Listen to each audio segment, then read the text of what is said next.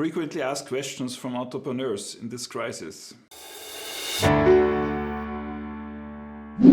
Hi, my name is Christian Wurzelball. I support the textile service industry with management training, know-how in textile service 4.0 and practical hints that you can implement right away.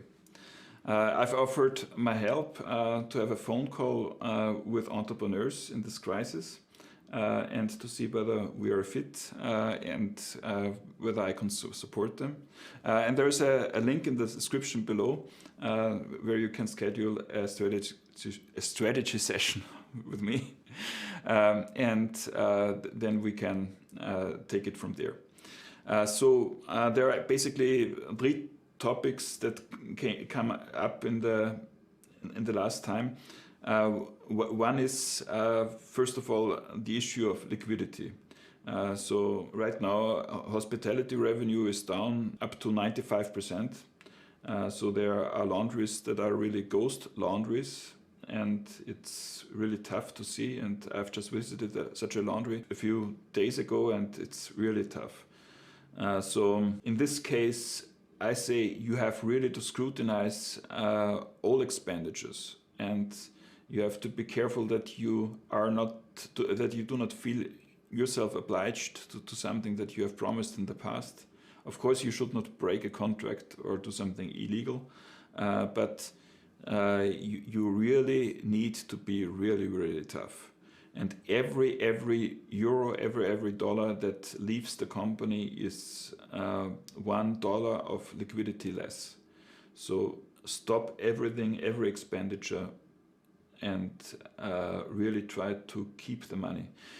And actually I would do this even if you are in a very good position, because my assumption is, at least when it comes to the Northern Hemisphere, that we'll have a good summer, we'll have a good fall and winter season, and so there will be opportunities ahead, and if you can save the money right now, then you will be in a better position to take these opportunities.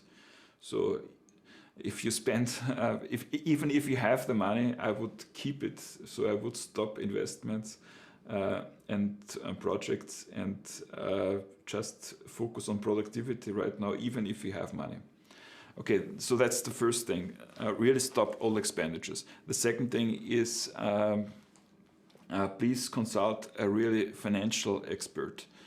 So it should be a person who is familiar with negotiating with banks. The banks are not your friends, but they are not your foes either. So you need to have somebody who is experienced, because the banks, they have legal departments, they have lawyers, and you yourself, you're no match to them. So you need somebody who is familiar to this industry, to the finance industry, and you need somebody who has done this in the past frequently. Either if he was a CFO of a company and he has made many financial decisions and contracts, or whether he is a financial advisor. Of course, this contradicts my first point, but to spend a few $1,000s on a financial advisor is probably a very good investment in this case. And then last but not least, really focus on productivity. So sometimes people forget the issue with productivity. You need to focus on productivity right now. Even if you have less volume in the plant, then it's even more important that you count the hours that are spent every day, and that you compare it with the output. So every day you need to have a good productivity. Yeah, so that's the first thing about liquidity, because in our industry it's all about labor cost. It's all about expenses that you do not that you can reduce, and of course you need the financing know-how. Okay, then the next thing is government subsidies. At least in Europe, and I assume also in many other areas, you have subsidies from the government. And they make also incentives to do investments, for instance, in green energy and in some other issues that they think are on their agenda. But this is the agenda of the government and not of you as a company. So if you do not do the project, please don't do it because you get a government incentive. There is no way that you get a return on a project that is not right now important for the company.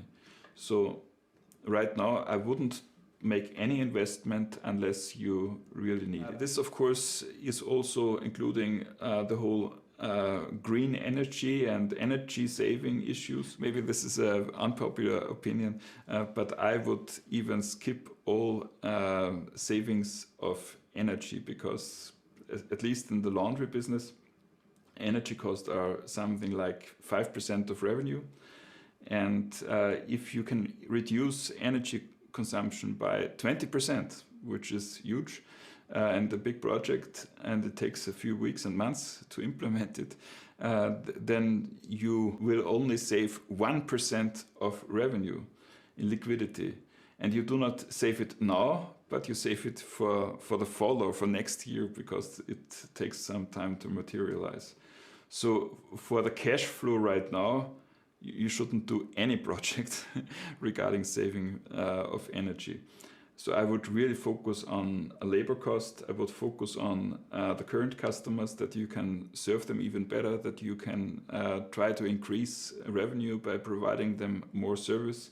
So get more money into the company and less money out of the company, especially with labor costs and other expenses that you can cancel. Then last but not least, I made a video regarding the outlook of the industry for the next few months. And I got some scrutiny that some people said it's too bullish for this summer. I don't know. I think I am still very optimistic about this summer, especially when it comes now to the vaccines. So I think we are right now. We have February, so it's the second month of this year. And we have still a few months to go for the summer season, and still in February we have already a few nations in the world that have basically that are about to reopen completely. So Israel is looking to reopen in April, and also Great Britain is thinking of reopening before summer. And I think even that the Europeans, the European Union, with this big time lag behind the States and Britain, will have enough vaccines so that we will have a green passport for those who want to do a summer vacation.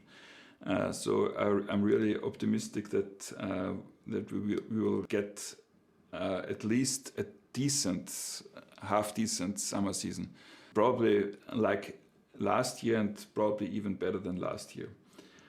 So there will be more international travel than last summer season. I had also talks with people who are really against the wall with financing, and I want to emphasize again what I spoke in a past video. Be careful with what you're doing, because you can face risks with criminal law if you are preferring other creditors and something. Really do what is right on a legal basis. That's very, very important right now. Be careful that you do not take more financial liabilities on the private side, because there is no 100% certainty about the next 6 to 12 months, and you need to know that there is a life after the crisis, and even if the company goes bankrupt, still you need to live on. So basically this summarizes the issues that I'm confronted in the last few weeks. And I really want to encourage you to make bold decisions right now. Take your stand, be careful. And there is another video about this topic. Yeah, so if you have any comments, just comment it there's a comment feature on YouTube. And like this video if you liked it, subscribe to the channel. And if you're an entrepreneur and if you need help, then you can subscribe to a free strategy session with myself, and we take it from there. See you.